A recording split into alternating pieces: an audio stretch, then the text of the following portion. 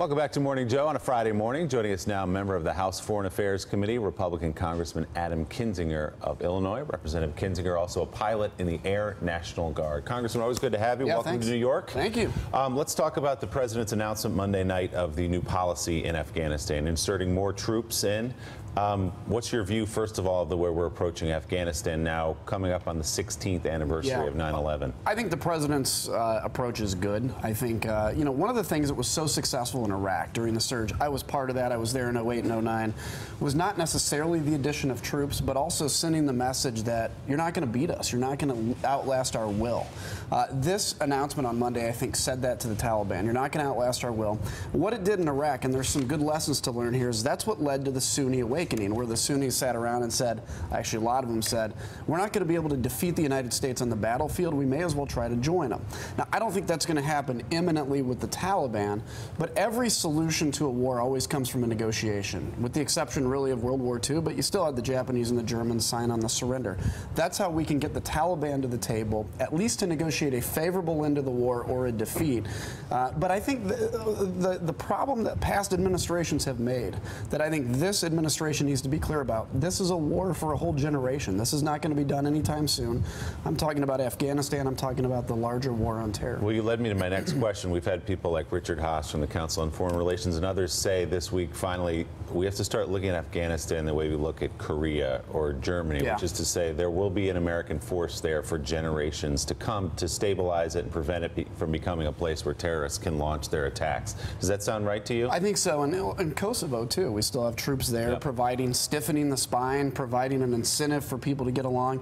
I think, look at Iraq. Without looking back to blame people over Iraq, I think the reality is when we left in 2011, we found ourselves with an Iraq infected with ISIS, one we had to return to. We now have a lot of troops there that are going to stay there for a long time. It's the same in Afghanistan. The hope is to get to a point where we're not continually in combat operations, but we're stiffening the spine of the Afghan military, which they're fighting pretty heroically now. They also, 80% of the Afghan people are supportive of an enduring American presence, very different than when the Soviets were in Afghanistan. So, yeah, we're going to be there a while. I wish I said that there was a microwave answer and we'll be out in a year. But the issue with leaving would be just almost unthinkable. Mark? Congressman, what's your preferred outcome for the debt ceiling problem, and what's the most likely outcome? I think the most likely outcome is we're just going to end up raising it. I think flirting with the debt limit, and this is something people need to remember. I was around in 2011 or 13 when we had the last time we were flirting with it. The stock market dropped, and it dropped significantly right as we approached it, and we didn't even touch the debt limit. You don't screw around with this. This is paying your credit card bill. It's not adding more bills to your credit card. I think it's just going to end up being a clean debt limit increase, and I think that'll happen. What are you hearing, Congressman, when you go back to your district for the August recess? When you head back to Illinois, what's the tenor of the meetings you're having with people? What is their greatest frustration? What are they telling you? People are angry right now. I mean, on both sides, everywhere. This has been my biggest concern with the political discussion and dynamic.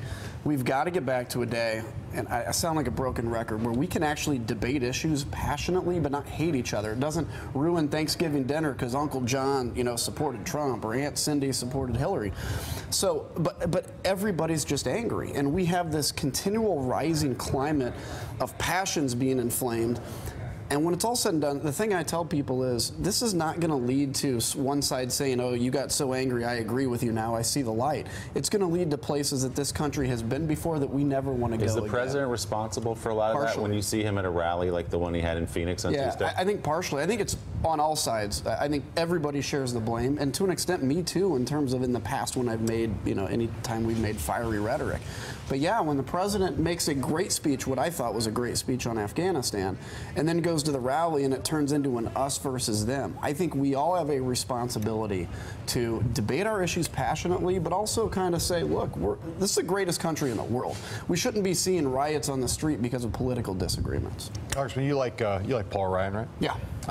When you see a story like this in the Washington Post, Trump distances himself from the GOP, and you see him on a regular basis now taking pot shots at your at the Speaker, at your leader, and at Leader McConnell. What do you think about that? Well, it's hard for me to see the strategy in it. You need, whether you like the leadership of the Republican Party or not, you need the Republican Party leadership to get the things done you want to get done. We talk about the health care bill, very obviously a controversial issue as we're going through it. Paul Ryan worked with House Republicans to get the repeal and replace passed. Mitch McConnell came just one vote short, and the president in the last few days has attacked enough senators that if they vote against his repeal and replace, they'll never get it done. You know, between Jeff Flake and John McCain, et cetera. We have all got to, as a party, come together.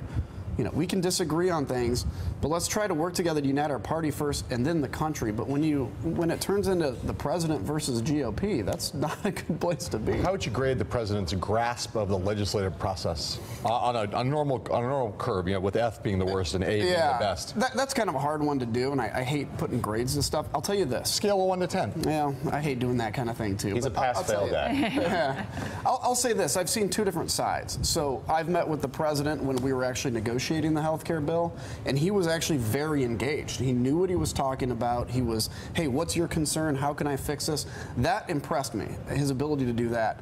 What hasn't was just attacking your own party at a time when we all have to be kind of working together. And so I'm not going to put a grade or a 1 to 10 on it, but I'll tell you, I wish you would. I wish I would too, right? Yeah. But he's got to do better. He's got to do better. He's got to do better at bringing folks together and just calming folks. We look to the president for leadership right now, whether you're a Republican or a Democrat, for leadership, for calmness, and for our agenda as Republicans. We look at him to spend his time out there selling things like tax reform, repeal and replace. But what makes you, Congressman, what makes you think that will change? This is the Donald Trump everybody has known for 40, 45 years, from New York through the presidential campaign to 7 months as president. Why would he change his temperament now? I don't know.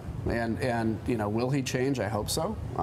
Look, there's some great things he's done. I was talking about Afghanistan strategy. I think is frankly very smart.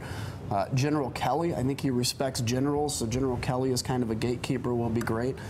Maybe he's going to learn some, you know, that you've got to work together with your party. But if not, it's going to be a very difficult 4 years for us. Congressman Adam Kinzinger of Illinois, always good to talk to you. Thank you very much.